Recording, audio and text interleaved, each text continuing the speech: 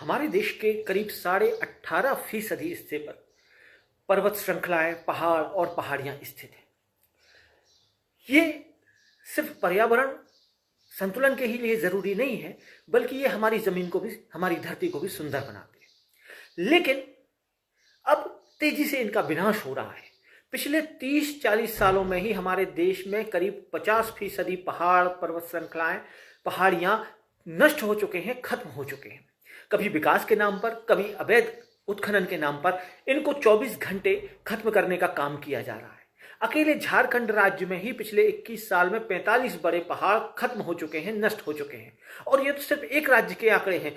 पूरे देश में लगभग यही स्थिति है, चाहे अरावली पर्वत श्रृंखला की बात हो, चाहे दक्षिण के पहाड़ों की बात हो, चाहे बुंदेलखंड के पहाड़ों की बात हो, महाराष्ट्र, हरियाणा, उत्तराखंड, हिमाचल प्रदेश, कहीं के भी पहाड़ों की बात हो, 24 घंटे हम पहाड़ और पहाड़ियों का विनाश कर रहे हैं, उनको नष्ट करने का काम कर रहे हैं, जो कि देश के लिए एक राष्ट्रीय आपदा की तरह है। लेकिन अफसोस की बात है कि ना तो हमारी सरकारें इस तरफ कोई ध्यान दे रही हैं और ना ही हमारे आम जनमानस में, हमारी आम जनता में इसको लेकर किसी तरह की कोई जागरूकता है। मुझे बड़ा आश्चर्य होता है कि हम मंदिर जाने को, मस्जिद जाने को, चर्च जाने को तो भगवान का काम समझते हैं, धर्म का काम समझते हैं, लेकिन जिस भगवान ने ये कुदरत बनाई है, जिसने ये पहाड़, नदियां, पेड़, वन सब बनाए हैं, उनकी रक्षा को हम धर्म का काम नहीं समझते। विनाश हमारे दरवाजे पर दस्तक दे रहा है और अब